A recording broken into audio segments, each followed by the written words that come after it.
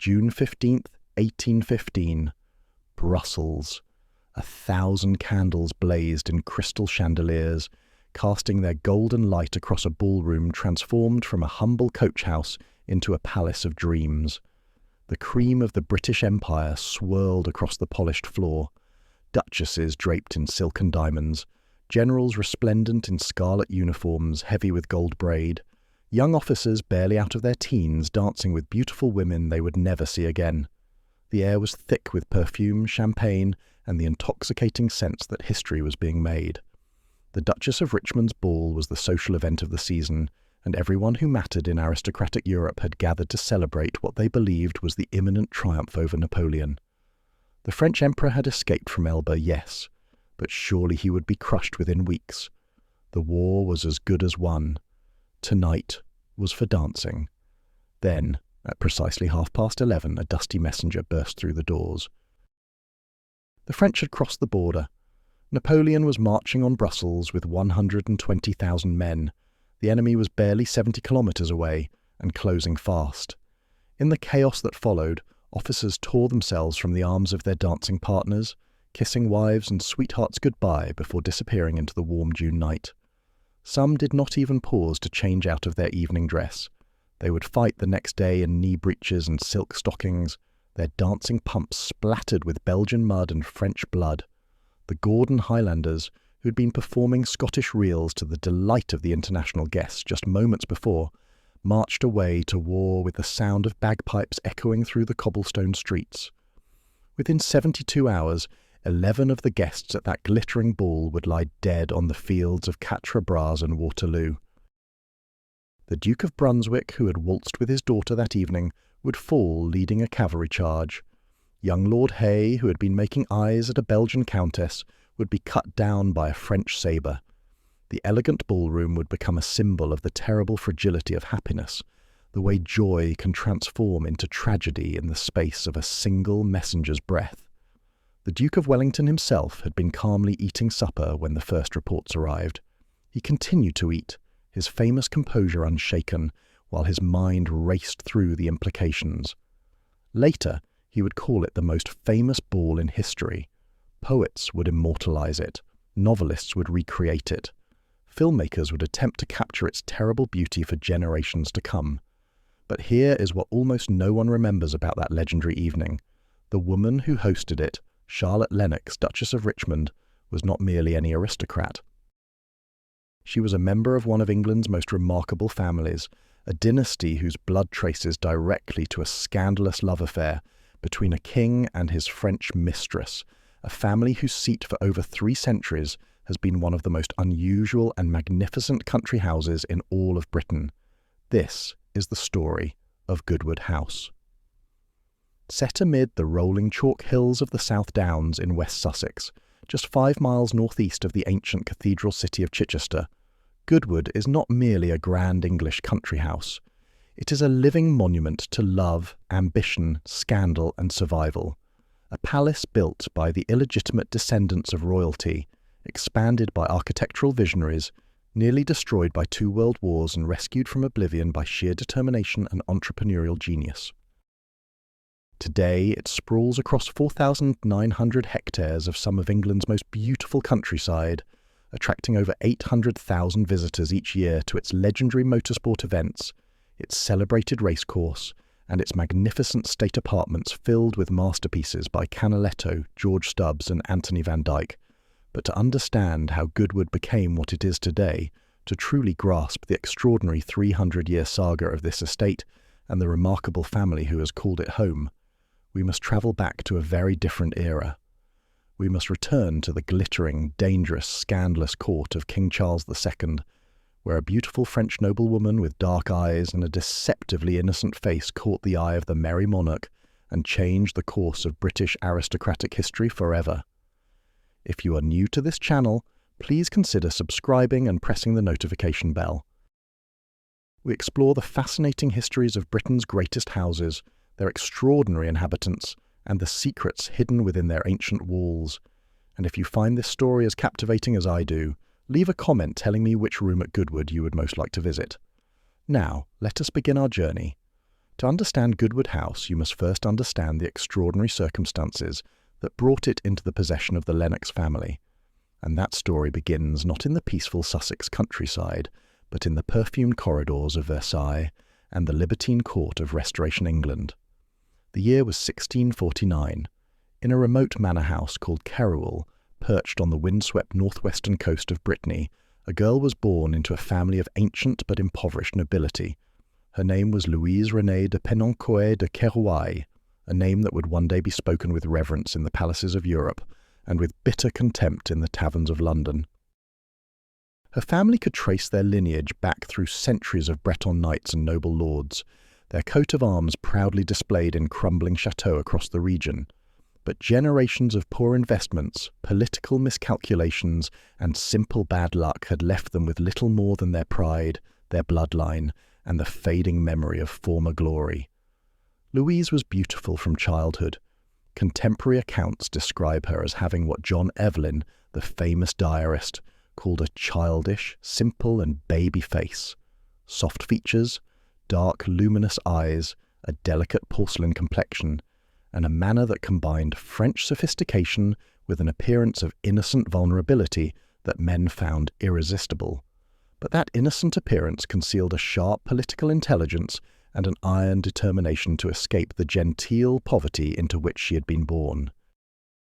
Her parents, Guillaume de Penoncoët and Marie de Pluck, recognized that their daughter's beauty was their greatest asset in a world where women of noble birth but limited fortune had few options.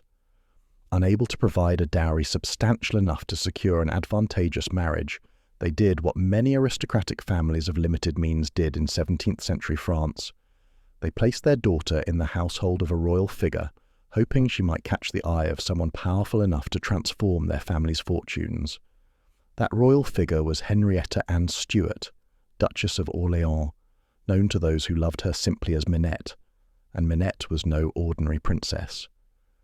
She was the youngest daughter of the executed King Charles I of England, the beloved sister of the reigning King Charles II, and the sister-in-law of the most powerful monarch in Europe, Louis XIV, the Sun King himself. Henrietta had married Philippe, Duke of Orléans, the French king's younger brother, and her position at the crossroads of English and French royalty made her household one of the most politically sensitive and glamorous in all of Europe. To be a lady-in-waiting to Minette was to be at the very heart of power. It meant access to the gilded salons of Versailles, to diplomatic secrets, to the marriage market of European aristocracy.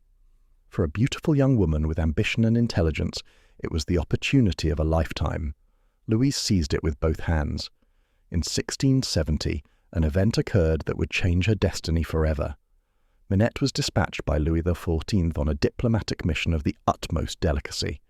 She was to travel to Dover to meet her brother Charles II and negotiate a secret treaty that would bind England to France in ways that would shock the English public if they ever discovered its terms. The Treaty of Dover, as it came to be known, committed Charles to declaring himself Catholic and supporting French military ambitions in exchange for substantial subsidies from Louis XIV. It was, in effect, an agreement to betray the Protestant faith that most of Charles's subjects held dear. Louise de Kérouaille was among the ladies who accompanied the Duchess on this historic journey, and it was at Dover, in the magnificent castle overlooking the English Channel, that King Charles II first laid eyes on the young Breton beauty. Charles was 40 years old that spring, still handsome, with dark curly hair just beginning to show threads of grey, his tall athletic figure maintained by his passion for walking and tennis, his legendary charm undiminished by years of exile and the heavy responsibilities of kingship. He had been restored to his throne a decade earlier, after the grim years of Cromwell's Puritan Commonwealth, and he had made it his personal mission to enjoy every pleasure that his renewed monarchy could provide. He was, as Evelyn observed with a mixture of admiration and disapproval, addicted to women, and Charles had plenty of women to choose from. His court was legendary for its beautiful mistresses, each competing for royal favour with a ferocity that would have impressed the Borgias. Barbara Villiers, Countess of Castlemaine, and later Duchess of Cleveland, had dominated his affections for much of the 1660s, bearing him at least 5 children while extracting jewels, titles, estates and political influence with a rapacity that scandalized even the jaded courtiers of Whitehall. She was tempestuous, passionate, and utterly shameless, hanging her undergarments in the Privy Garden when the king married his Portuguese bride, just to remind everyone who really mattered at court. Then there was Nell Gwynn, the former orange seller turned actress who had captured Charles's heart with her irreverent wit and her cheerful refusal to take herself or anyone else too seriously. Unlike the aristocratic mistresses who demanded titles and treated the Queen with barely concealed contempt, Nell was refreshingly honest about her position. When an angry mob mistook her carriage for that of the Catholic Duchess of Portsmouth and began hurling insults, she leaned out the window and called, "Pray, good people, be civil. I am the Protestant whore." But Louise de Kérouaille was something different entirely. She was refined where Barbara was coarse. She was mysterious where Nell was transparent. She was Catholic and French at a time when Charles was increasingly drawn toward the continental sophistication of Louis XIV's court. She represented a world of elegance and cultivation that the English court, for all its pretensions, could not quite match. Charles noticed her immediately during those heady days at Dover. Whether he made his interest known, whether there was time for more than an exchange of glances across a crowded salon, the historical record does not tell us. But when Minette returned to France, she left behind a king whose thoughts kept returning to the dark-eyed Breton beauty with the innocent face. Then tragedy struck. Just 3 weeks after returning to France, Henrietta Anne collapsed and died in agony at the Château de Saint-Cloud. The official cause was peritonitis, but rumours of poison swept through the courts of Europe. Whispers that Philip's male lover, the Chevalier de Lorraine, had arranged her death out of jealousy. The truth remains debated by historians to this day, but the effect on Louise de Kérouaille was immediate and devastating. Her patron was dead. Her position at the French court was suddenly precarious. Her future was uncertain. Charles II seized the opportunity with characteristic speed. Within months, he had arranged for Louise to be brought back to England and installed as a lady-in-waiting to his own wife, the long-suffering Queen Catherine of Braganza. It was a remarkable appointment. Catherine was a devout Catholic who had been promised that she would be spared the humiliation of having her husband's mistresses thrust upon her household. Barbara Villiers had been forced upon her over her tearful protests early in the marriage, and the Queen had eventually surrendered to the inevitable. But Louise was different. She was not yet Charles's mistress, merely an attendant, and she took care to treat the Queen with elaborate courtesy and respect that the other royal favourites had never bothered to display. For over a year, Louise resisted becoming the king's lover. Whether this was genuine reluctance, religious scruple, strategic calculation, or simply hard negotiation for better terms, historians have debated for 3 centuries. What we know is that Charles pursued her with an ardour that surprised even his cynical courtiers. He showered her with gifts. He spent hours in her company. He made it clear that his intentions were serious and his patience was limited. The French ambassador, Colbert de Croissy, watched these developments with keen interest. Louis XIV had instructed him to encourage the relationship, seeing in Louise a potential agent of French influence at the English court. If she became the king's official mistress, she would have unparalleled access to his private counsels, his secret thoughts, his vulnerable moments. She could advocate for French interests, undermine pro-Dutch factions, and ensure that the precious subsidies continued to flow from Versailles to Whitehall.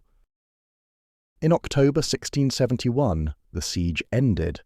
At a house party at Euston Hall in Suffolk, hosted by Lord Arlington, Charles and Louise finally became lovers. The event was staged with elaborate care. A mock marriage ceremony was arranged, complete with witnesses, to give Louise some semblance of dignity. The French ambassador was delighted. The English courtiers were cynically amused, and Barbara Villiers, sensing that her decade of dominance was ending, began the long process of accepting her diminished position. 9 months later, almost to the day, on July 29, 1672, Louise gave birth to a son. The child was named Charles, after his royal father, Charles Lennox, the future first Duke of Richmond. The rewards that followed were lavish beyond anything even Barbara Villiers had achieved at the height of her power. In 1673, when her son was barely a year old, Louise was created Duchess of Portsmouth, Countess of Fareham, and Baroness Petersfield in the English peerage, 3 titles in a single day, an honour almost without precedent for a woman of her background. Louis XIV, delighted that his protégée had secured such influence over the English king, created her Duchess of Aubigny in the French peerage, granting her estates and income that would ensure her comfort regardless of what happened in England. But it was for her son that Louise secured the greatest prizes. On August 9, 1675, when little Charles Lennox was just 3 years old, King Charles II created him Duke of Richmond, Earl of March, and Baron of Setrington in the English peerage. A month later, the child received the Scottish titles of Duke of Lennox, Earl of Darnley, and Lord of Torbolton. At an age when most children were still learning to walk steadily and speak in complete sentences, Charles Lennox held 6 noble titles and ranked among the highest peers in 2 kingdoms. Let that sink in for a moment. A 3-year-old child, the illegitimate son of a king and a French mistress, was now one of the most titled individuals in the British Isles. He outranked earls who could trace their ancestry back to the Norman conquest. He took precedence over barons whose families had fought at Agincourt. He was, in the eyes of the law and society, a duke, with all the wealth, privilege and influence that title entailed. The infant duke was now one of the wealthiest individuals in Britain. His mother's apartments at Whitehall Palace comprised 24 rooms, more space than the Queen herself occupied, decorated with the finest French furniture, the most precious tapestries, the most exquisite porcelain. Her annual income exceeded £10,000, at a time when a prosperous merchant might earn £50 a year, and a skilled craftsman considered himself fortunate to make 20. She gambled thousands at the card tables without a second thought. She dressed in gowns that cost more than most English families would earn in a lifetime. The English people despised her with a passion that bordered on the pathological. She was French, and England had been at war with France, on and off, for centuries. She was Catholic, and the memory of Bloody Mary's bonfires still haunted the Protestant imagination. She was rumoured to be a spy for Louis XIV, feeding English secrets to Versailles in exchange for jewels and political support.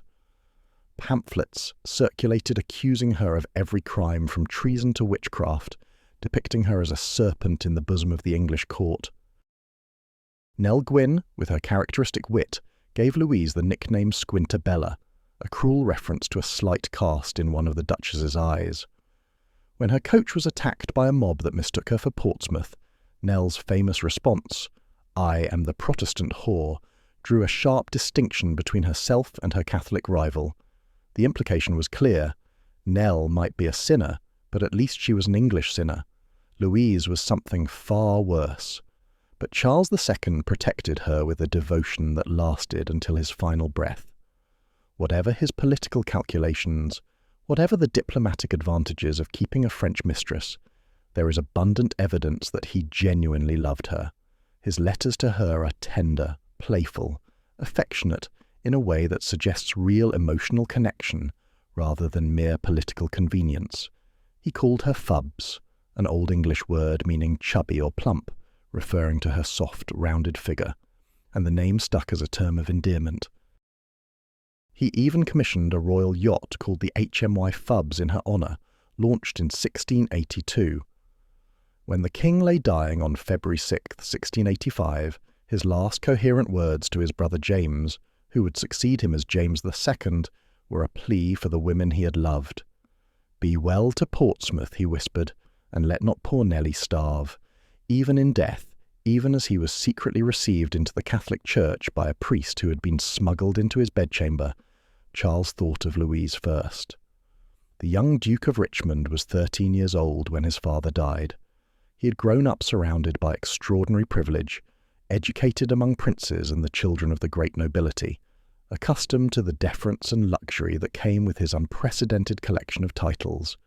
He had also learned, from watching his mother navigate the treacherous waters of court politics, the importance of charm, diplomacy, and strategic thinking. It was this young man, royal by blood if not by legitimacy, wealthy beyond ordinary comprehension, connected to the highest levels of European aristocracy, who would acquire Goodwood House and begin the transformation that would make it one of England's greatest estates. But before we follow the young Duke to Sussex, we must understand something about the property he was about to purchase. For Goodwood had a history of its own, stretching back long before the Lennox family ever set foot on its ancient soil. The land on which Goodwood House stands has been inhabited since before recorded history. Archaeological evidence suggests that the chalk downlands of Sussex were settled in the Bronze Age, their gentle slopes providing grazing for livestock and their valleys offering shelter from the Channel winds. By the time of the Norman conquest in 1066, the area was already home to scattered farmsteads and the hunting forests that would one day attract royal attention. The first substantial building on the site that would become Goodwood House was erected between 1616 and 1617, during the reign of King James I. The man who built it was one of the most fascinating and controversial figures of the early Stuart period. Henry Percy, 9th Earl of Northumberland, known to his contemporaries as the Wizard Earl. The nickname was not bestowed because Percy practiced magic, though the distinction between science and sorcery was considerably blurrier in the early 17th century than it is today. Rather, it reflected his passionate, almost obsessive interest in mathematics, astronomy, navigation, and the natural philosophy that would eventually evolve into modern science. He corresponded with Thomas Harriot, the mathematician and astronomer who had accompanied Sir Walter Raleigh to the New World and who made some of the earliest telescopic observations of the moon. He patronized scientists, alchemists, and philosophers at a time when such pursuits were viewed with suspicion by the religious authorities. He assembled one of the finest private libraries in England, filling his various residences with books on every conceivable subject. But the Wizard Earl's intellectual curiosity would ultimately lead to his downfall. On November 5, 1605, a plot to blow up the Houses of Parliament and assassinate King James I was discovered just hours before it was to be carried out. The Gunpowder Plot, as it came to be known, sent shockwaves through English society. The conspirators, a group of Catholic extremists led by Robert Catesby, with Guy Fawkes as their explosives expert, had planned to destroy the Protestant establishment in a single apocalyptic blast. Among the conspirators was Thomas Percy, a distant cousin of the Earl of Northumberland who served as his agent in northern England. When Thomas Percy's involvement was revealed, suspicion immediately fell on the Earl himself. Was it conceivable that he had known nothing of his kinsman's plans? Could such a vast conspiracy have been organised without the knowledge of one of the most powerful Catholic sympathisers in the realm? Henry Percy protested his innocence vehemently, and there is no credible evidence that he had any foreknowledge of the plot. But in the paranoid atmosphere of post-gunpowder England, mere association with a traitor was enough to destroy a reputation. The Earl was arrested, brought before the Star Chamber, and convicted of contempt for having admitted Thomas Percy to a position of trust, without requiring him to take the oath of supremacy, acknowledging the king's authority over the church. The punishment was devastating. Henry Percy was fined £30,000, an almost inconceivable sum, equivalent to hundreds of millions in today's money, and sentenced to imprisonment in the Tower of London at the king's pleasure. He would spend the next 16 years as a prisoner, not released until 1621. It was during this period of disgrace and captivity that the Wizard Earl built his modest hunting lodge at Goodwood. The reasons are not entirely clear. Perhaps he intended it as a retreat for when his imprisonment ended. Perhaps it was an investment, a way of putting some of his diminished fortune into productive land.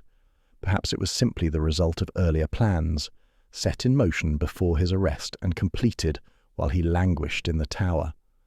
Whatever the motivation, the result was a typical Jacobean country house, built of red brick with a characteristic gabled roofline, its windows mullioned in the fashion of the day, its rooms arranged around a central great hall in the medieval tradition. It was substantial, but not grand, comfortable, but not palatial. A gentleman's house, suitable for hunting parties and summer retreats, but nothing to rival the great aristocratic palaces that dotted the English countryside. The property remained in Percy hands for the rest of the 17th century, passing through various family members as they struggled to recover from the financial catastrophe of the Gunpowder Plot fine. But the Percys were never able to restore their former wealth, and by the 1690s they were looking for buyers for their Sussex property. Enter Charles Lennox, 1st Duke of Richmond.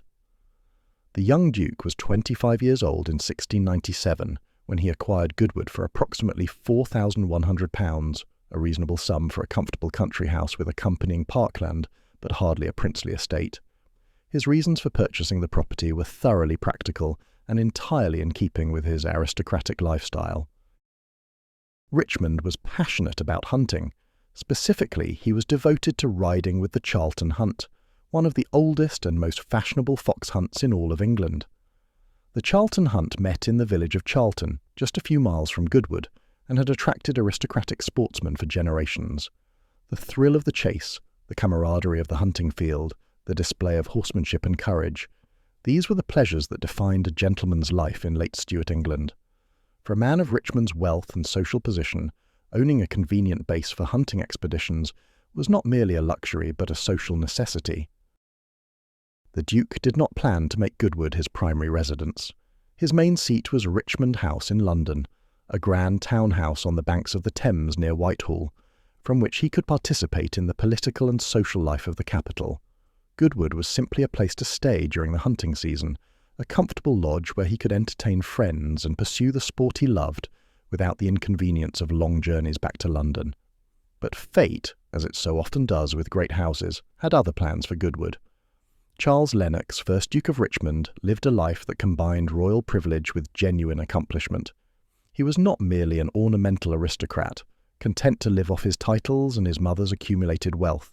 He served as captain of the Yeomen of the Guard, a position of some responsibility at court.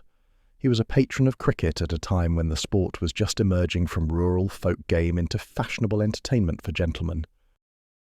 The oldest known rules of cricket were drawn up for a match involving the 2nd Duke of Richmond and a neighbour, evidence that the Lennox family helped shape the sport that would become England's national pastime. The Duke maintained close relations with his extraordinary mother, Louise de Kérouaille, who outlived her royal lover by nearly 50 years. She had returned to France after Charles II's death, finding the climate under the Catholic James II, briefly more congenial before that monarch was overthrown in the Glorious Revolution of 1688. She lived out her final decades at her estate in Aubigny, France, surviving long enough to see her grandson become a grown man, and her family firmly established among the English aristocracy. Louise died in Paris on November 14, 1734, at the remarkable age of 85. Contemporary accounts describe her final years in varying terms, some claiming she ended very old, very penitent, and very poor, while others suggest she maintained a comfortable if reduced lifestyle until the end. What is certain is that she had witnessed an extraordinary sweep of history, the execution of one English king, the restoration of another, the Glorious Revolution, the union of England and Scotland, and the establishment of the Hanoverian dynasty. She had been the most powerful woman at the English court and the most hated foreigner in the kingdom. She had raised a son from illegitimate infancy to ducal magnificence, and she had set in motion a family dynasty that would shape British history for centuries to come. The 1st Duke himself died on May 27, 1723, at the age of 50. He was buried in the Richmond Chapel of Westminster Abbey, the same chapel built by King Henry VII, from whom the title Earl of Richmond had originally descended. His body was later moved to the Lady Chapel of Chichester Cathedral, where the Dukes of Richmond have been interred ever since. He left behind a modest country house in Sussex, a grand townhouse in London, a collection of noble titles, and a family tradition of sporting enthusiasm, artistic patronage, and political engagement that would define the Lennox dynasty for generations. But it was his son and successor who would truly transform Goodwood from a hunting lodge into a house worthy of a duke descended from kings. The man who inherited the dukedom in 1723 would begin Goodwood's transformation from comfortable hunting lodge to magnificent country estate. Charles Lennox, 2nd Duke of Richmond, was 22 years old when he succeeded his father, and he brought to his inheritance an ambition and a cultural sophistication that would reshape the Sussex property forever. Unlike the 1st Duke, who had been raised amid the chaos and uncertainty of his father's scandalous court, The second Duke came of age in a more settled era. The Hanoverian succession had brought George thus to the British throne in 1714, and despite the Jacobite challenges that would periodically disturb the peace, England was entering a period of relative stability and increasing prosperity. It was also the golden age of the Grand Tour, that essential rite of passage for young English gentlemen who travelled to Italy and France to absorb the culture of classical antiquity and the glories of the Renaissance. The second Duke made his Grand Tour, and it changed everything. In the galleries of Rome, Florence, and Venice, he encountered masterpieces that fired his imagination and awakened a passion for art collecting that would shape Goodwood's future. He stood before Raphael's frescoes in the Vatican and Michelangelo's ceiling in the Sistine Chapel. He wandered through the ruins of the Forum and the Colosseum, imagining the grandeur of ancient Rome. He absorbed the lessons of classical proportion and Renaissance elegance that would inform aristocratic taste for the next century. Most importantly for Goodwood's destiny, the second Duke became enamoured of the Venetian painter Giovanni Antonio Canal, known to the world as Canaletto. Canaletto's luminous views of Venice with their crystalline light, meticulous architectural detail, and subtle observation of Venetian life were the most sought-after paintings in Europe. Every English gentleman who visited Venice wanted to bring home a Canaletto to hang in his dining room, a permanent reminder of the pleasures of the Grand Tour. When Canaletto came to England in 1746, seeking new patrons among the English aristocracy who had admired his work during their travels, the second Duke of Richmond was waiting with an extraordinary commission. He did not want views of Venice. He could buy those anywhere. Instead, he commissioned the artist to paint the vista from the windows of Richmond House in London, capturing the Thames, the Privy Gardens of Whitehall, and the London skyline in the painter's characteristic crystalline light. These paintings, 2 large canvases and a smaller study, are among the most important Canalettos ever executed outside Venice. They show a London that has largely vanished from the face of the earth. The old Holbein Gate, built by Henry VIII, demolished just 10 years after Canaletto painted it. The medieval towers and spires of Wren's city churches, many of which would be swept away by Victorian progress. The banqueting house of Inigo Jones, where the second Duke's great-grandfather Charles III had been executed on a cold January morning in 1649. Standing before these paintings today, in the state apartments of Goodwood House, is like looking through a window into a lost world, preserved forever in oil and canvas and the genius of a Venetian master. But the second Duke's ambitions extended far beyond collecting. He wanted to make Goodwood itself a house worthy of the treasures he was amassing. The transformation began in 1729 and 1730, when the Duke engaged the architect Roger Morris to classicise the main hall of the old Jacobean house. Morris was a distinguished practitioner of the Palladian style that was sweeping through English country house architecture, that elegant, proportioned aesthetic based on the principles of the 16th century Italian architect Andrea Palladio, who had himself drawn inspiration from the temples and villas of ancient Rome. Under Morris's direction, the dark timber and irregular proportions of the Jacobean period gave way to the clean classical lines, symmetrical arrangements, and refined ornament that characterized Georgian taste.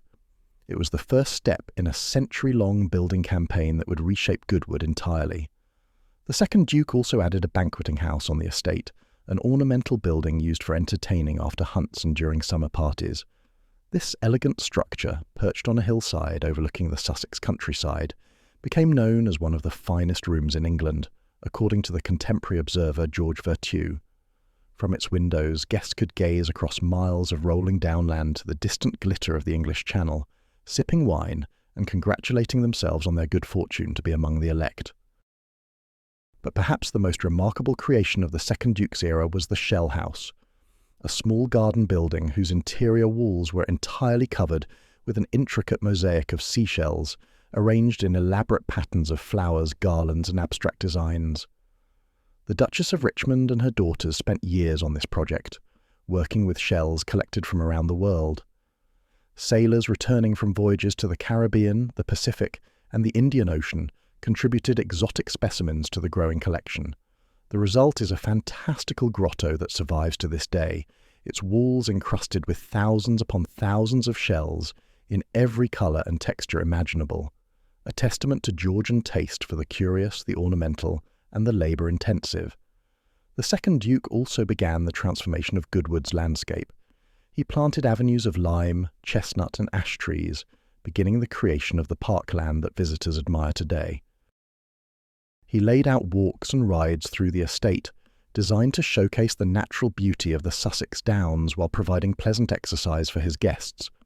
He commissioned Carnet's Seat, a Doric-style temple built around 1743 by Roger Morris, which offered sweeping views across the park to the distant coast. But the most ambitious architectural project of the Second Duke's era was the addition of a new south-facing wing to the house itself. Between 1747 and 1750, the architect Matthew Brettingham, best known for his work on Holkham Hall in Norfolk, one of the greatest Palladian houses in England, designed a handsome extension in Portland stone. This wing, with its classical proportions and elegant detailing, would dramatically increase Goodwood's size and grandeur, providing proper staterooms for entertaining on a ducal scale. The second Duke did not live to see this project completed. He died in 1750, leaving the south wing unfinished and his titles to his 15-year-old son. But he had established the pattern that would guide Goodwood's development for the next half-century: ambitious architectural expansion, sophisticated art collecting, and the creation of a sporting and social destination worthy of the highest aristocracy. If you are enjoying this story, please take a moment to like and subscribe.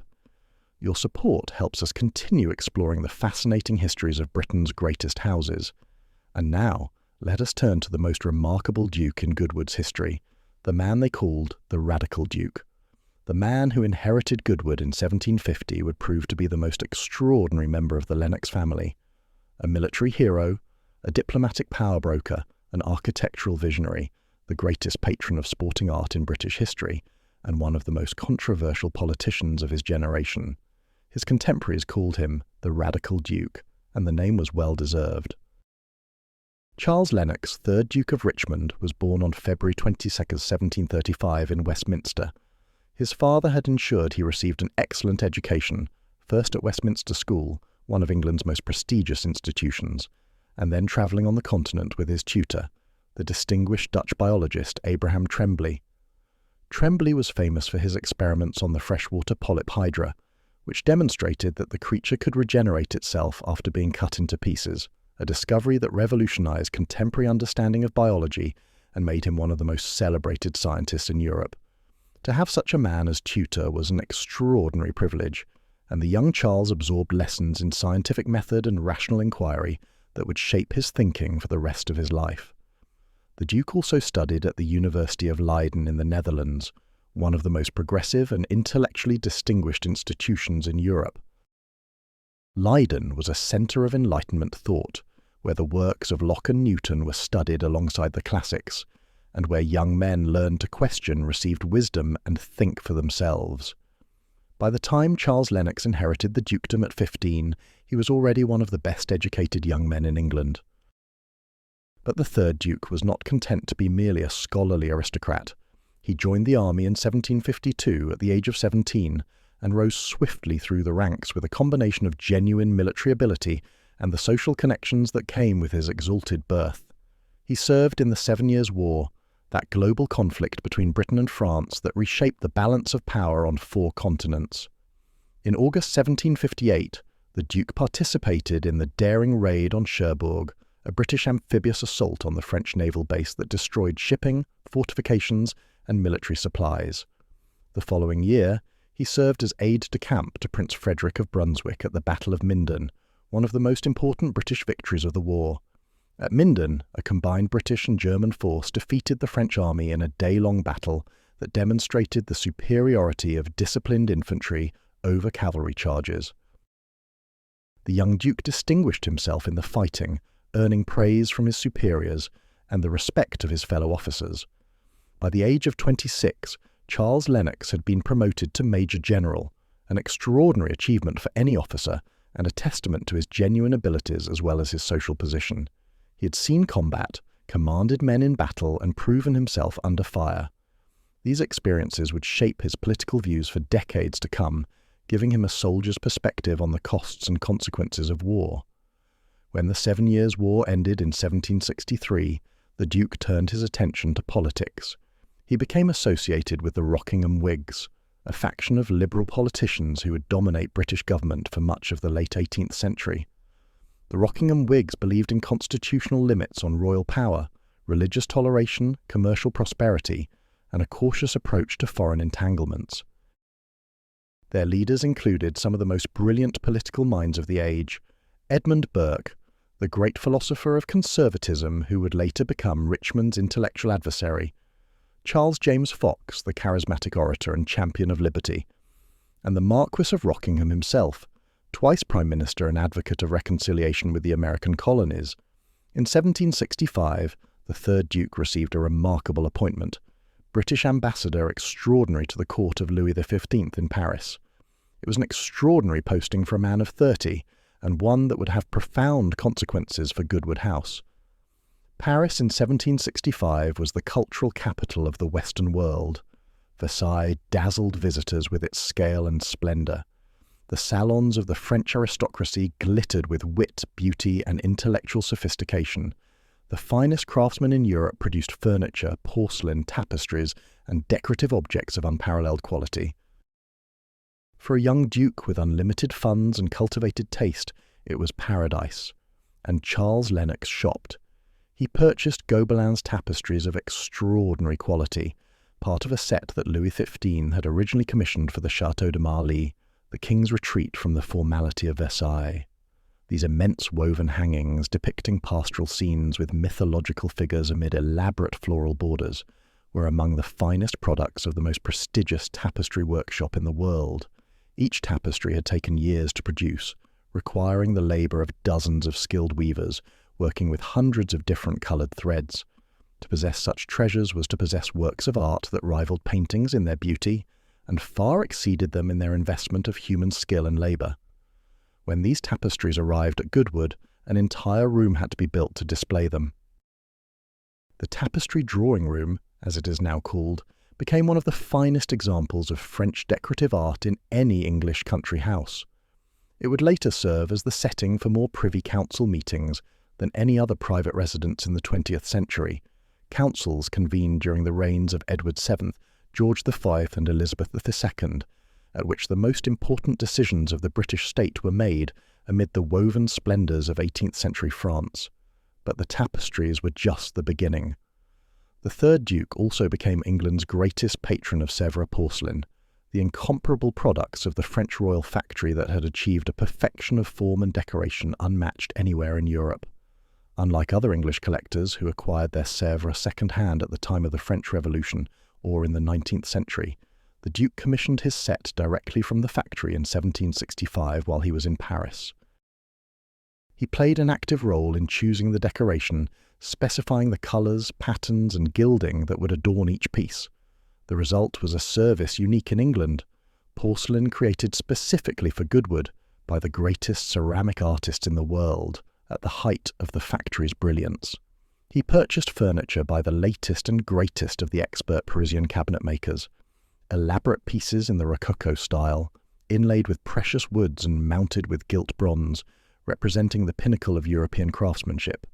He acquired paintings, sculpture, and decorative objects by the score, filling trunk after trunk with treasures to be shipped back to England. The Duke's ambassadorship lasted less than a year. He was recalled when the Rockingham government fell and was replaced by the ministry of William Pitt the Elder. But in those few months, he had acquired enough to transform Goodwood from a comfortable country house into a repository of some of the finest French decorative arts in the British Isles. Back in England, the third Duke threw himself into politics.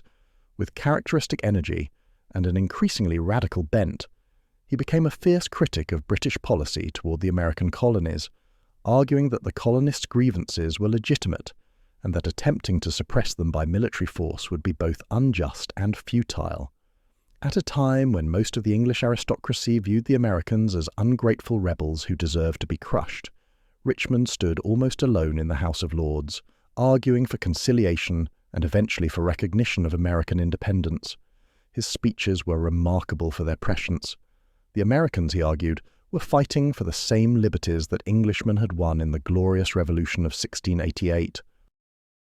To deny them representation while taxing them was to violate the fundamental principles of the British Constitution. If Britain persisted in its oppressive policies, it would lose the colonies entirely, and deservedly so.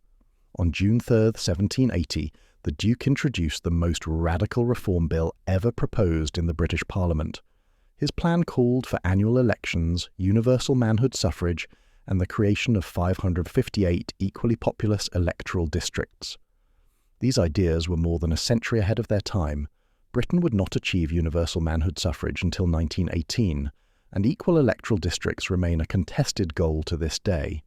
The bill was defeated without even coming to a vote, but it established Richmond's reputation as a visionary whose ideas, however impractical they might seem in 1780, would eventually triumph.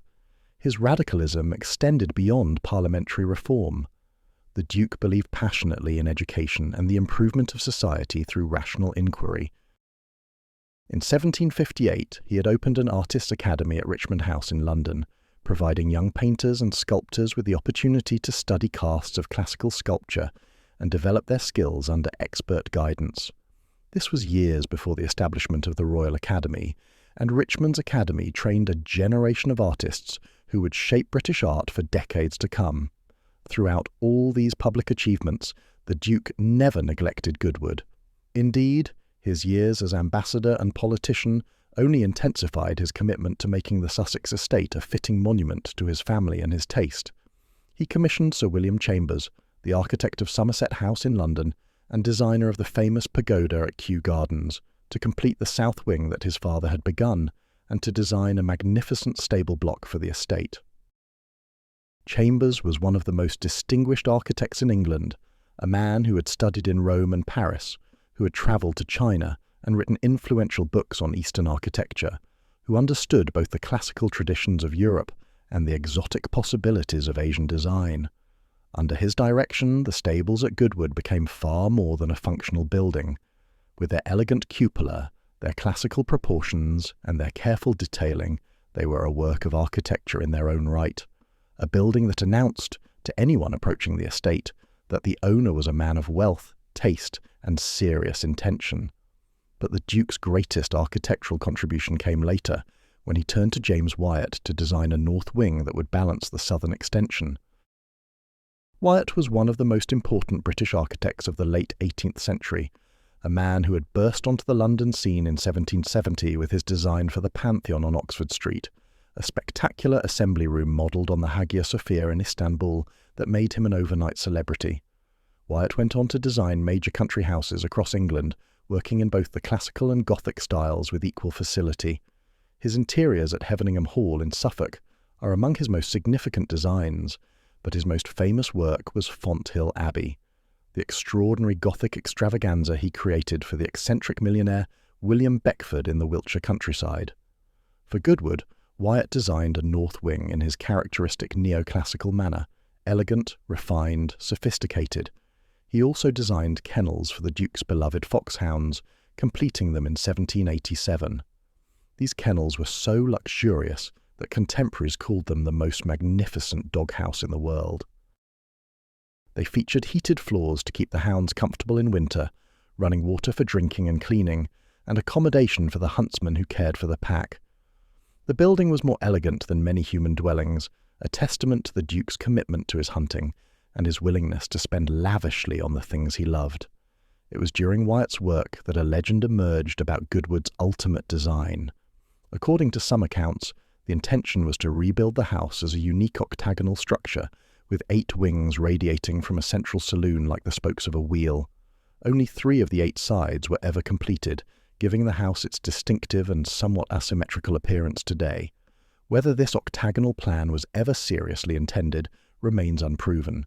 No definitive architectural drawings have survived to confirm it. But the idea captures something essential about the third Duke's grandiose vision for his estate. Nothing less than architectural perfection would satisfy his ambition. The Duke also established Goodwood's reputation as a sporting estate without equal. His father had laid out a cricket pitch, and cricket continued to be played at Goodwood throughout the 18th century. The oldest known rules of the game were drawn up for a match between the second Duke and a neighbour, evidence that the Lennox family helped shape the sport that would become England's national pastime. But it was the third Duke who founded Goodwood Racecourse in 1802, the year before his death, establishing the tradition that would make glorious Goodwood one of the highlights of the British social season for more than 2 centuries. Perhaps most importantly for art history, the third Duke was the patron who made George Stubbs's reputation. Stubbs is now recognised as the greatest painter of horses in British history, perhaps the greatest animal painter who ever lived. His work combines scientific accuracy with artistic beauty, anatomical precision with emotional depth. His paintings of horses are not merely portraits of prized animals, they are meditations on nature, nobility, and the relationship between humans and the creatures they depend upon. When the third Duke invited Stubbs to Goodwood in the late 1750s, the artist was still relatively unknown. He had studied anatomy in York, dissecting horse carcasses to understand the underlying structure of muscle and bone that gave the living animal its form. He had spent 18 months in an isolated farmhouse, surrounded by the stench of decomposing flesh, making the drawings that would become his famous book, The Anatomy of the Horse. But he had not yet received the major commissions that would establish his reputation among the aristocracy. Stubbs stayed at Goodwood for 9 months, painting the horses, hounds and huntsmen of the estate with meticulous attention to both accuracy and beauty. He produced masterpieces that still hang in the state apartments today.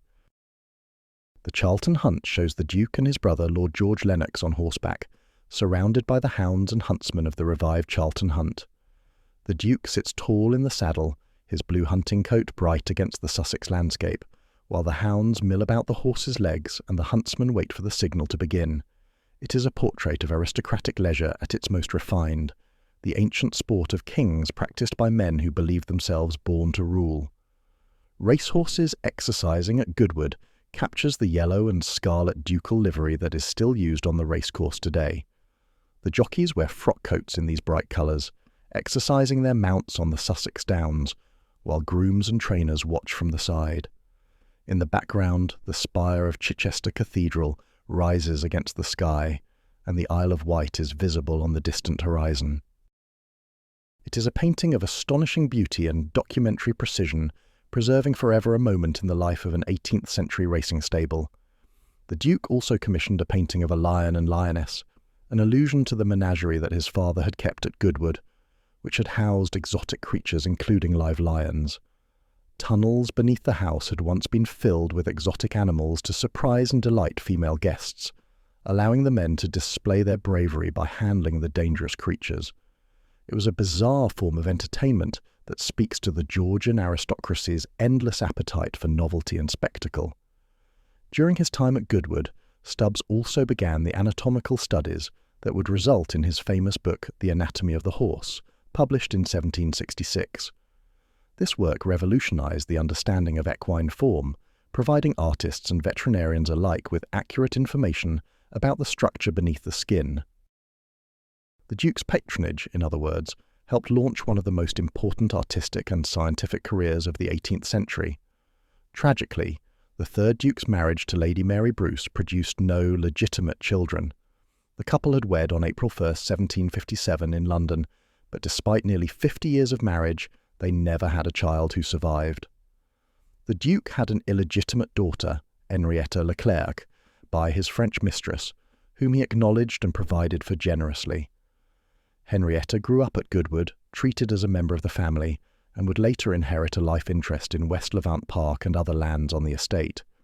But when the third Duke died at Goodwood on December 29, 1806, the title passed not to a son but to his nephew, another Charles Lennox, who would become the fourth Duke of Richmond. The new Duke would face challenges that his predecessor could never have imagined, and his wife would host the most famous ball in history. Charles Lennox, 4th Duke of Richmond, who succeeded to the title in 1806, was a soldier like his uncle.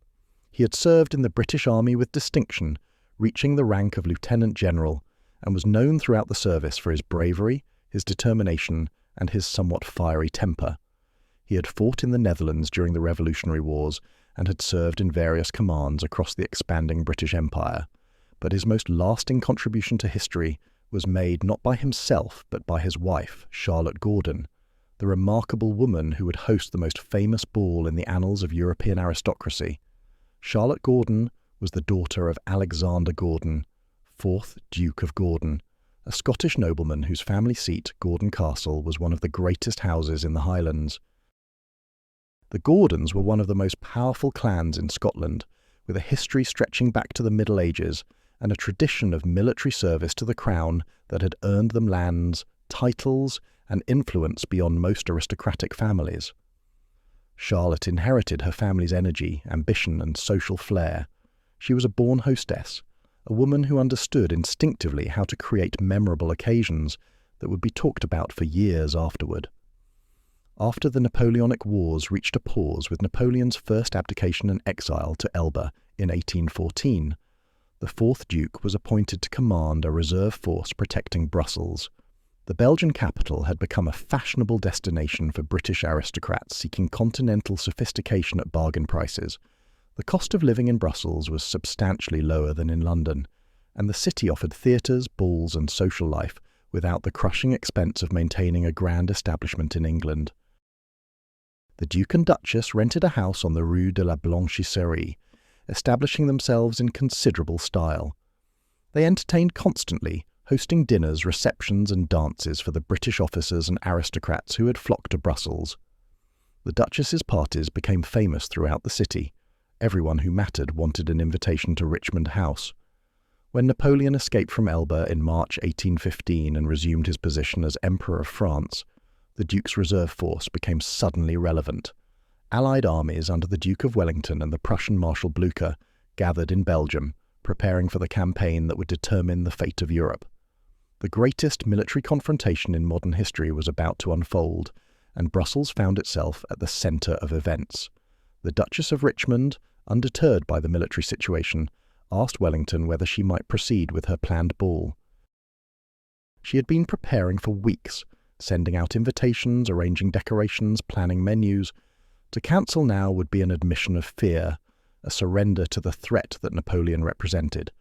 Wellington's response has become legendary. "Duchess, you may give your ball with the greatest safety without fear of interruption." Was Wellington confident that Napoleon would not attack so soon?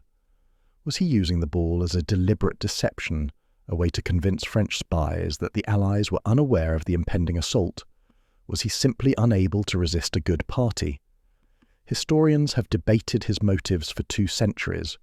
What is certain is that he attended the ball himself, dancing and dining with apparent unconcern, while his officers enjoyed what would be, for many of them, their last night of peace. The ball was held on June 15, 1815, a warm summer evening, the kind of night that seemed made for romance and celebration.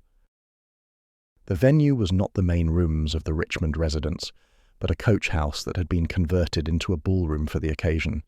The space had been decorated with rose-trellised wallpaper, rich tent-like draperies in crimson, gold, and black, and pillars wreathed with ribbons, leaves, and flowers.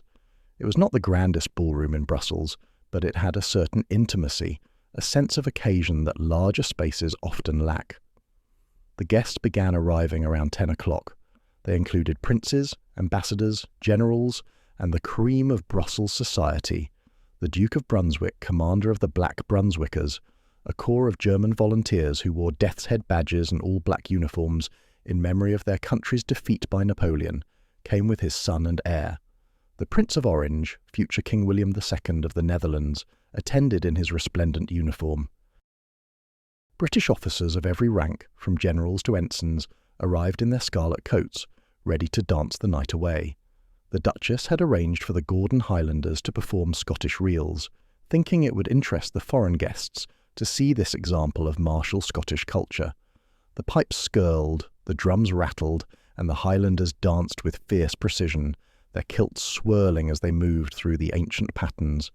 The international guests were delighted.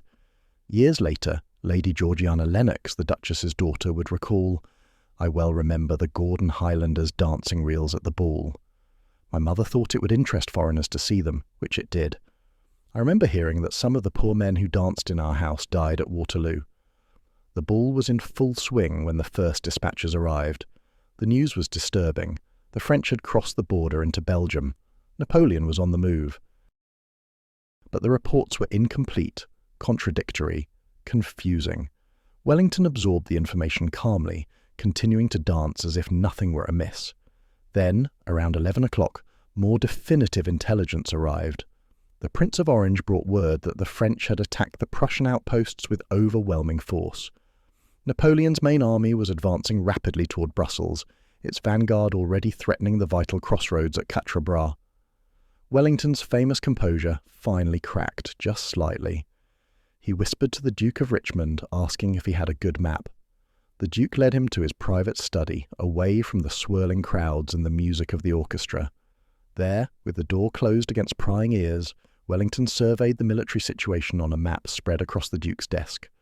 "Napoleon has humbugged me, by God," Wellington said. "He has gained 24 hours' march on me." The French Emperor had attacked from the southeast, through Charleroi, rather than from the southwest, as Wellington had expected. The Allied army was dispersed across a wide front, and there was no time to concentrate before Napoleon reached Quatre Bras. "We shall not stop him there," Wellington continued, his finger tracing the roads on the map, "and if so, I must fight him here." His finger came to rest on a small village about 10 miles south of Brussels. Its name was Waterloo. The conversation was repeated to Lady Georgiana by the Duke of Richmond just 2 minutes after it occurred. It has become one of the most quoted exchanges in military history. The ball began to dissolve.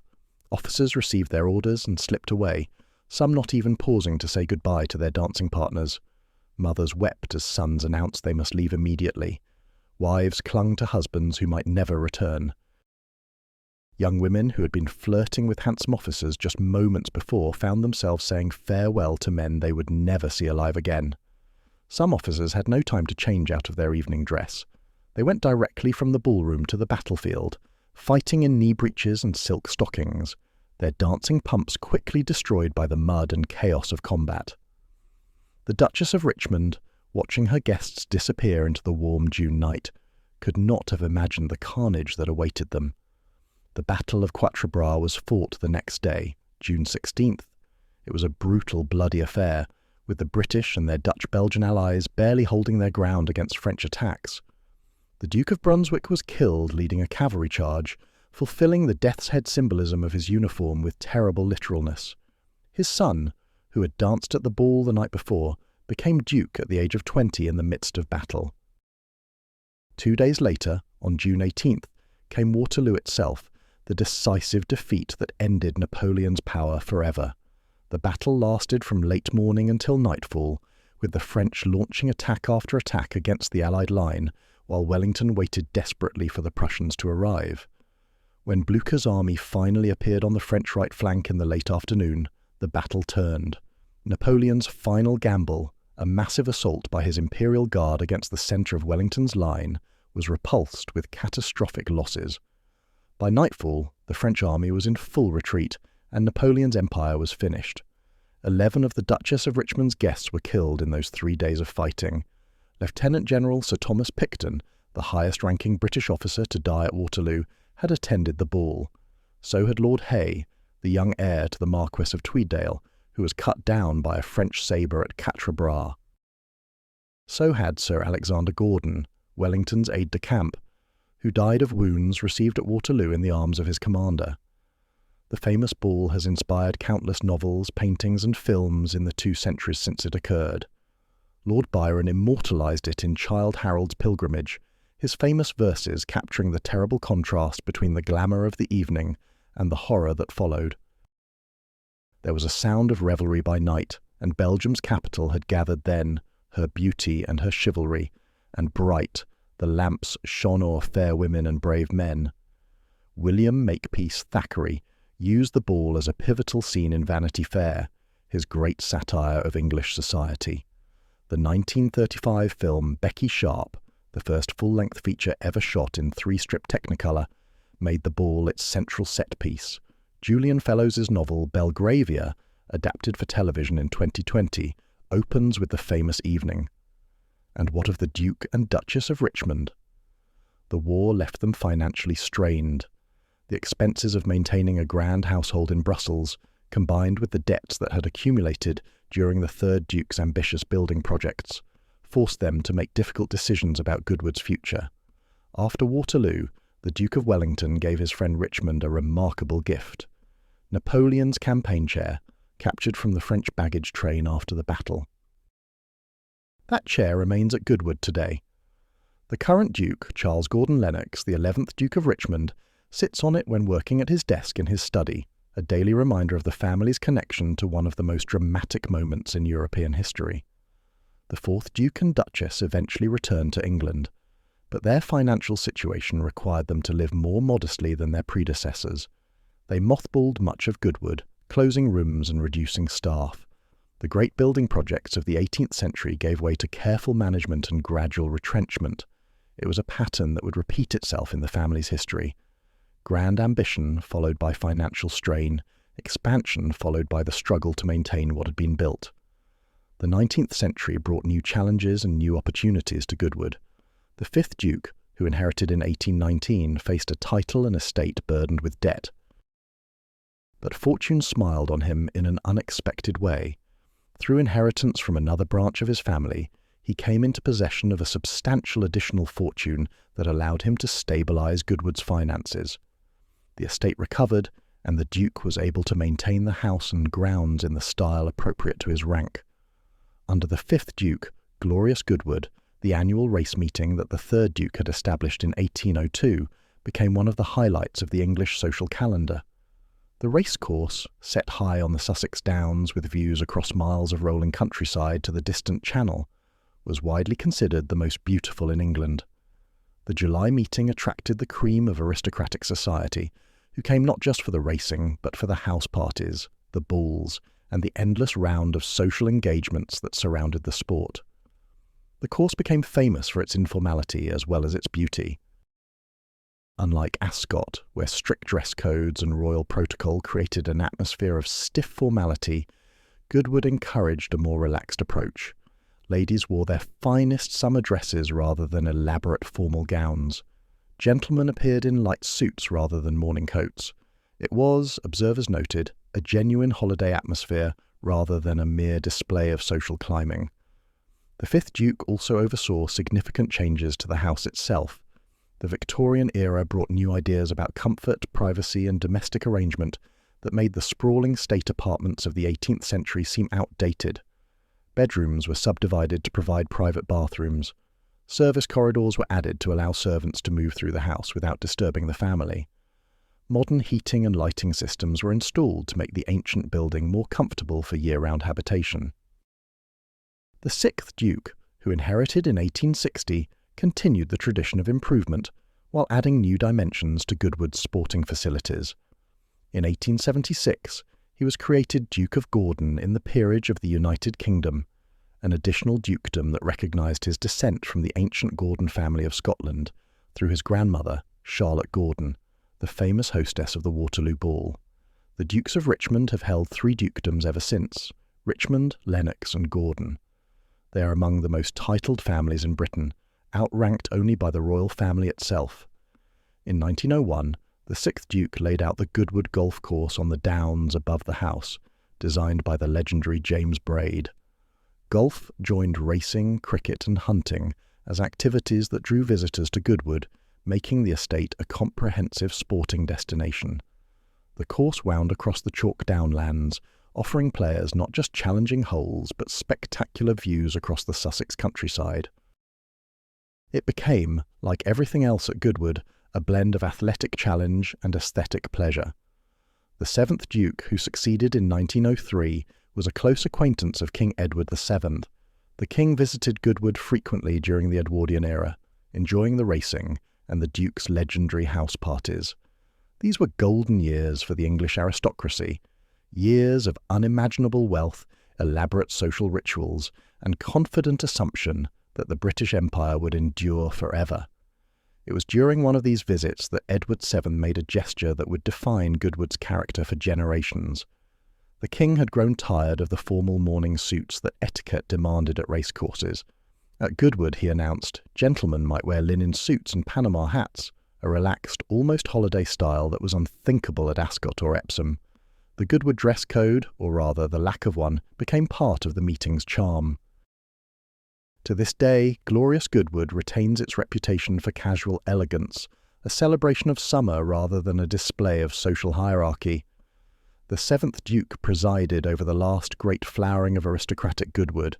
His house parties brought together princes, politicians, artists and actresses in an endless round of entertainment.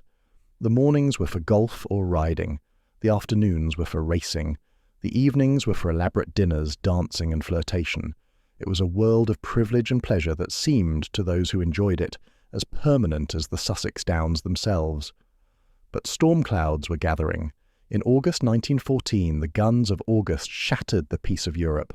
The Great War had begun. The First World War marked the beginning of the end for the great aristocratic estates of England. The flower of the nation's youth, including thousands of young men from the families who had danced at country house balls and ridden to hounds on aristocratic estates, were slaughtered in the trenches of France and Belgium. The confidence that had sustained the Edwardian elite evaporated in the mud of Passchendaele and the wire of the Somme. At Goodwood, as at country houses across Britain, the impact was profound. Young men who might have worked on the estate, who might have attended its race meetings, who might have inherited its traditions and responsibilities, died by the hundreds of thousands on the Western Front. The servant class that had made running a great house possible began to disappear. Women found work in munitions factories, men joined the army, and the elaborate domestic hierarchies of the Victorian era started to collapse. Taxes rose sharply to pay for the war. Death duties, introduced in 1894, were increased dramatically. The aristocracy found itself squeezed between rising costs and declining incomes, forced to sell land, dismiss servants, and close rooms that had been open for generations. The 8th Duke, who succeeded in 1928, faced these challenges as best he could. But then came an even greater disruption, the Second World War. In 1938, with another war looming on the horizon, the British government established RAF West Hampnet on the Goodwood estate. The 9th Duke, Frederick Gordon Lennox, who had succeeded in 1935, watched as the peaceful Sussex Downs were transformed into a military airfield. Runways were laid across fields that had been used for sheep grazing and picnics. Hangars rose where there had been meadows. The quiet countryside echoed with the roar of aircraft engines. When war broke out in September 1939, RAF West Hampnet became a Battle of Britain station. Spitfires and Hurricanes scrambled from its runways to defend London from German bombers. Young pilots, many of them barely out of their teens, took off into the dangerous skies over southern England, knowing that each sortie might be their last. The airfield played a crucial role in the desperate summer of 1940, when Britain's survival hung by a thread. Goodwood House itself was requisitioned for use as a military hospital. The magnificent state apartments that had witnessed royal visits, glittering balls, and centuries of aristocratic entertaining were converted into wards for wounded servicemen. Beds were set up in the ballroom. Operating theatres were established in the drawing rooms. The Egyptian dining room, with its gilded sphinxes and pharaonic decorations, became a recovery ward where soldiers convalesced amid the strangest surroundings imaginable. For 6 years the house served a purpose very different from any the Dukes of Richmond had ever imagined. Thousands of wounded men passed through its rooms, their blood-staining floors that had been polished by generations of servants, their suffering witnessed by paintings that had once looked down on dancers in silk and diamonds. The damage was substantial. By 1945, when the house was finally returned to the family, assessments showed that repairs would cost approximately £21,000, a very substantial sum in that era, equivalent to several million in today's money. The fabric of the building had been worn by years of institutional use. The gardens had been neglected. The grounds were scarred by military installations. The 9th Duke faced the daunting task of restoring a war-damaged house while dealing with the economic challenges of post-war Britain. Taxes remained crushingly high. Servants were almost impossible to find. The costs of heating, maintaining and staffing a great country house had become prohibitive for all but the wealthiest families. The Duke made a difficult decision. He moved his family into just one wing of the house. Several of the magnificent state rooms, the rooms that had been created at such expense by the second and third dukes, were divided into estate offices. The ballroom became a storage space. The drawing rooms were subdivided into functional offices for managing what remained of the estate. Goodwood, which had been expanding and improving for 2 centuries, began to contract. Worse was to come. In the 1960s, inspectors discovered that much of the North Wing, the wing designed by James Wyatt, the wing that had been part of the ambitious 18th century plan to create perhaps an octagonal palace, was riddled with dry rot. The fungal infestation had spread through the structural timbers, weakening floors and walls, making the wing dangerous and essentially unsalvageable. The 9th Duke made the painful decision to demolish much of the North Wing. It was a devastating blow to the integrity of the house, erasing a substantial portion of the building that his ancestors had laboured so hard to create. The legendary octagonal plan, whether it had ever been seriously intended or not, was now permanently incomplete. Goodwood would never be what the 3rd Duke had envisioned, but the 9th Duke was also a man of vision, and he saw opportunity where others might have seen only decline. He understood that the era of aristocratic country houses as private family residences was ending. The future belonged to those who could find new purposes for these magnificent buildings, new ways to generate the income needed for their survival. In 1946, an Australian fighter pilot and racing driver named Tony Gaze visited Goodwood. Gaze had flown Spitfires from RAF West Hampnet during the war, and he remembered something about the airfield that had nothing to do with combat. He remembered the perimeter road, the service road that ran around the edges of the runways, allowing ground vehicles to move without crossing the active flight paths. That perimeter road, Gaze suggested to the 9th Duke, would make an ideal motor racing circuit. The Duke was himself an amateur racing driver, and the idea appealed to him immediately. Within 2 years, he had established the Goodwood Motor Circuit, creating a racing venue that would become one of the most beloved in the world. The circuit was fast, demanding, and beautiful. It wound through the Sussex countryside, with the South Downs as a backdrop, its curves and straights testing the greatest drivers of the era. Sterling Moss, Mike Hawthorne, Juan Manuel Fangio, the legends of post-war motor racing came to Goodwood and fell in love with its challenges and its atmosphere. The circuit hosted major races from 1948 to 1966, establishing a reputation for sporting excellence that would prove crucial to Goodwood's future survival. The 9th Duke died in 1989, and the title passed to his son, Charles Gordon Lennox, who became the 10th Duke of Richmond. The new Duke faced the task of making a somewhat dilapidated house structurally sound, repairing the damage of war, age, and the dry rot that had already claimed part of the building. He succeeded in stabilising the property, but the challenge of making Goodwood financially viable remained. In 1994, the 10th Duke handed management of the estate to his son, then styled the Earl of March, following a family tradition by which the heir takes over responsibility for the property upon reaching the age of 40. The younger man, Charles Henry Gordon Lennox, now the 11th Duke of Richmond, moved from London to Goodwood House with his wife Janet Astor and their growing family. What he found was an estate rich in history but struggling to find its place in the modern world. The racecourse remained popular, but it operated for only a few weeks each year. The motor circuit had been closed since 1966, its glorious racing days seemingly behind it. The house was barely open to the public. The broader potential of the property, its thousands of acres of beautiful countryside, its historic buildings, its connection to 3 centuries of British history, was largely unrealised. The Earl of March, as he continued to be known until he succeeded to the dukedom in 2017, saw that the key to Goodwood's future lay in its past. Specifically, it lay in the motorsport legacy established by his grandfather. In 1993, he launched the Goodwood Festival of Speed, a hill climb event that brought historic and modern racing cars to the estate. The concept was simple but inspired. Instead of watching cars race around a circuit, spectators would line a 1.16-mile course up the hill from the park to the house, watching drivers push their machines to the limit just feet away. The first Festival of Speed attracted 25,000 visitors. It was an immediate success, tapping into a deep vein of nostalgia for the golden age of motorsport, while also celebrating contemporary automotive technology. Within a few years, attendance had grown to over 100,000, making it one of the largest motorsport events in the world. 5 years later, in 1998, came an even more ambitious project, the Goodwood Revival. This event recreated the atmosphere of the original Goodwood Motor Circuit's heyday, with participants and spectators encouraged to dress in period costume from the 1940s, 1950s and 1960s. The circuit, which had been dormant for more than 30 years, roared back to life.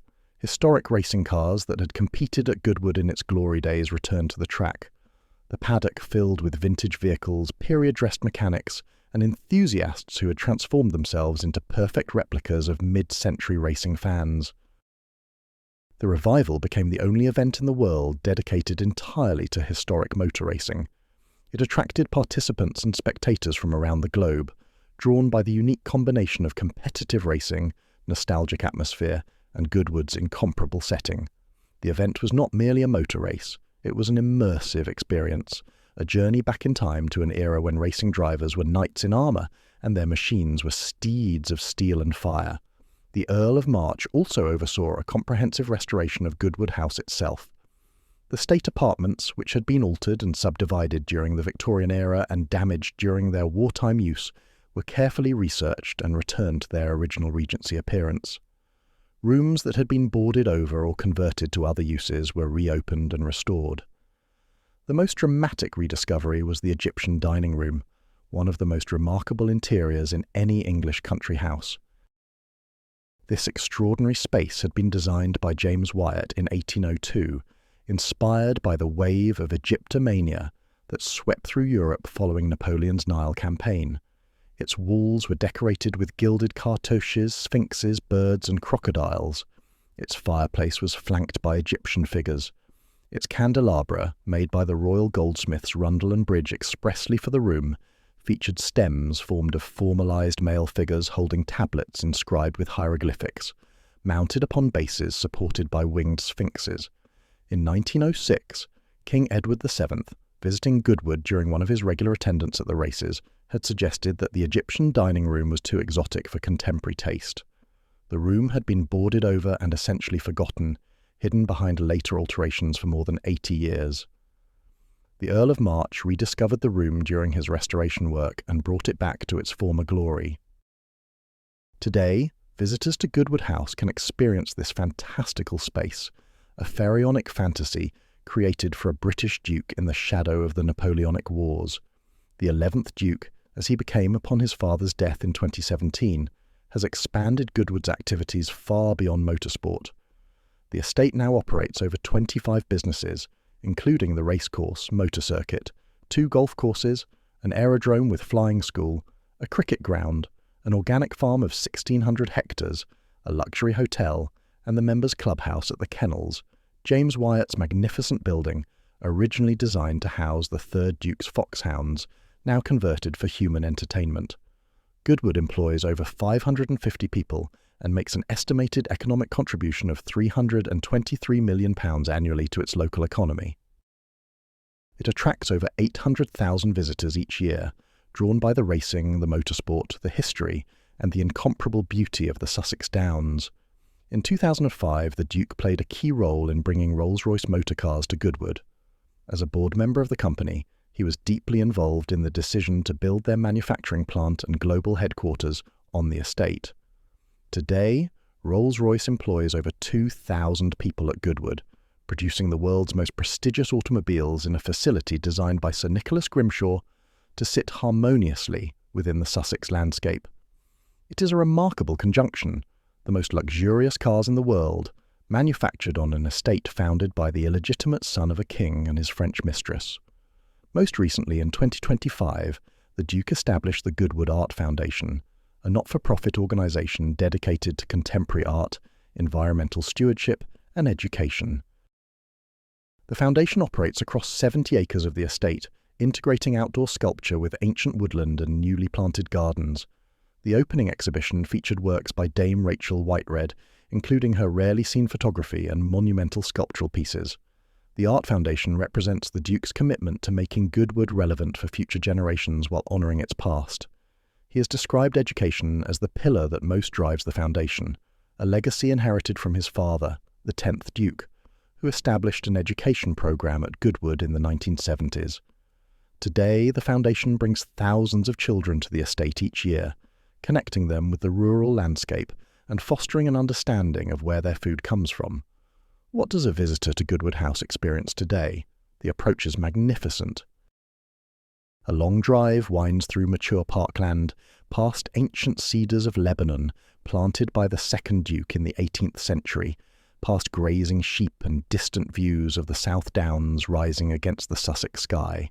The house emerges gradually, its distinctive copper-domed turrets and grand columned portico creating an impression of elegance and permanence that has welcomed guests for 3 centuries. The front hall, built around 1800 during the final expansion, overseen by the 3rd Duke, sets the tone for what is to come. Columns of Guernsey granite, shipped from the Channel Islands on the 3rd Duke's own yacht, support the ceiling, their warm pink-grey colour complementing the classical proportions of the space. Above the marble chimney-pieces hang 3 paintings by George Stubbs, including the famous racehorses exercising at Goodwood.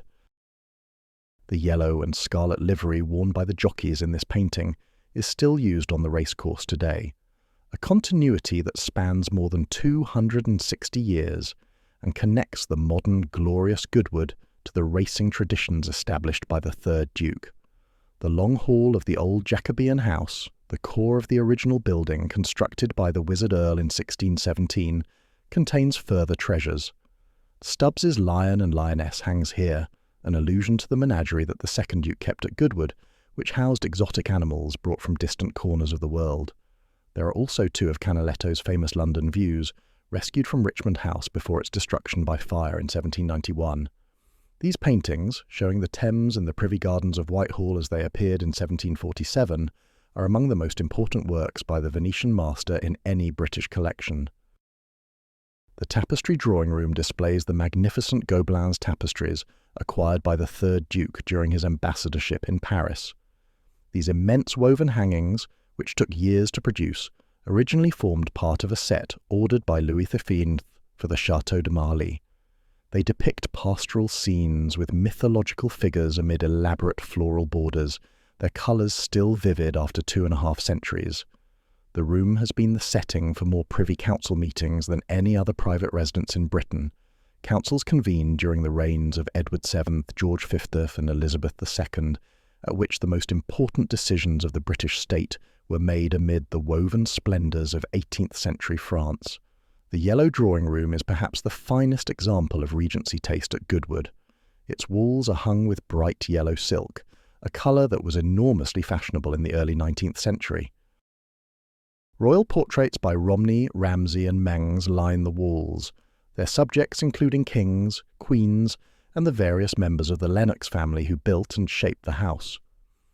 The furniture is a mixture of English and French pieces, including items brought back by the 3rd Duke from his ambassadorship and rescued from Richmond House after the fire.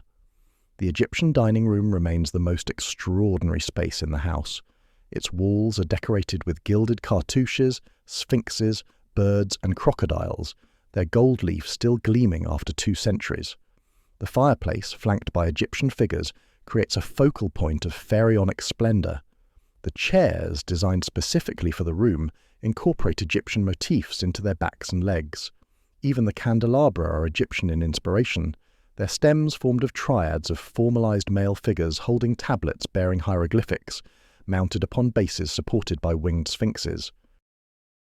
This room contains one of the largest expanses of scagliola, a technique for imitating marble using plaster and pigments, in any British building.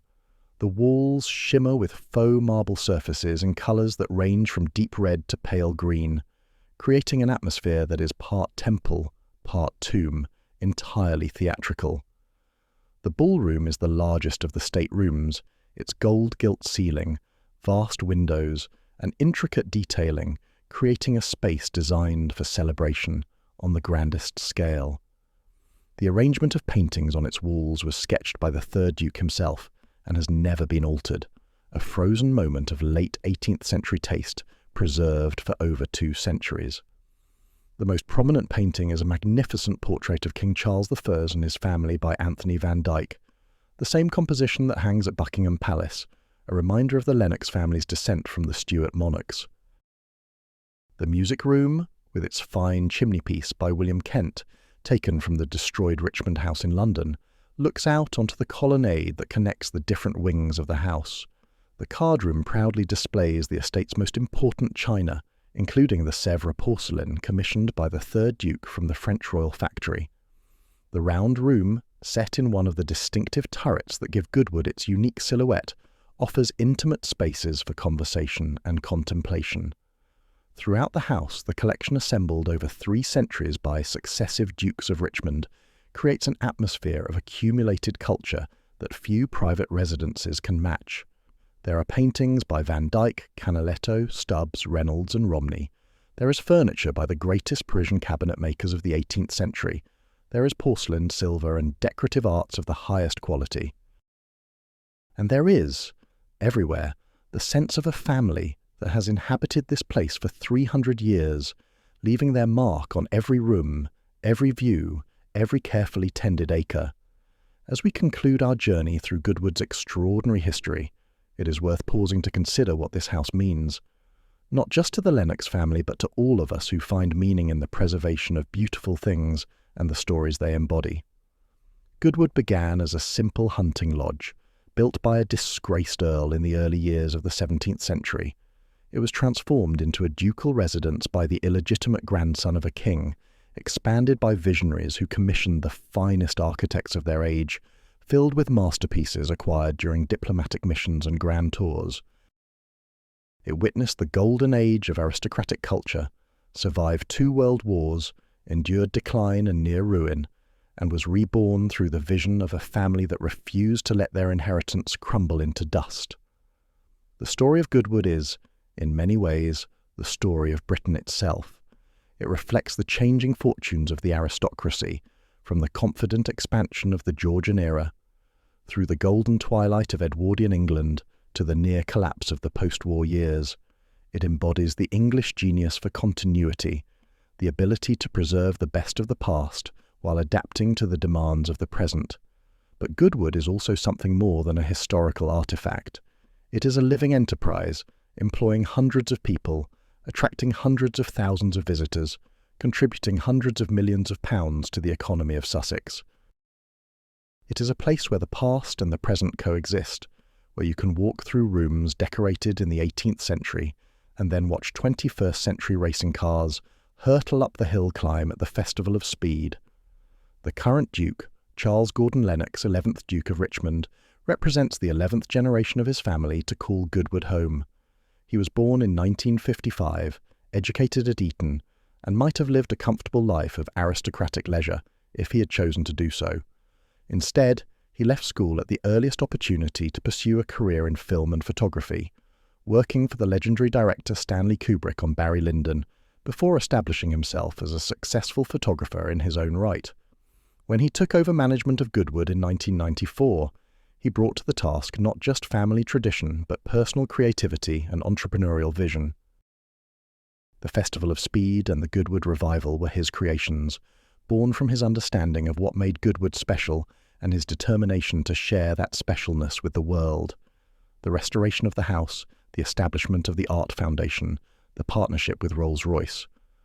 All of these represent the work of a man who understands that great estates survive not by standing still, but by constantly reinventing themselves. And yet, for all the change, something essential about Goodwood remains constant. It is still a family home, albeit one that welcomes the public for part of the year. The Duke and Duchess of Richmond still live in the West Wing, still raise their children amid the treasures accumulated by their ancestors, still maintain the traditions of hospitality and sporting enthusiasm that have defined the Lennox family for 300 years. When Queen Elizabeth II visited Goodwood, as she did many times during her long reign, drawn by her passion for horse racing, she relaxed as a houseguest in a way that was impossible in more formal settings. She played charades after dinner. She watched the racing from the family box. She turned on the television in the last days of her life to watch her filly run in the 305 at Goodwood. That combination of grandeur and intimacy, of historical importance and personal warmth, is what makes Goodwood unique among the great houses of England. It is not a museum, though it contains museum-quality treasures. It is not merely a tourist attraction, though it attracts tourists by the hundreds of thousands.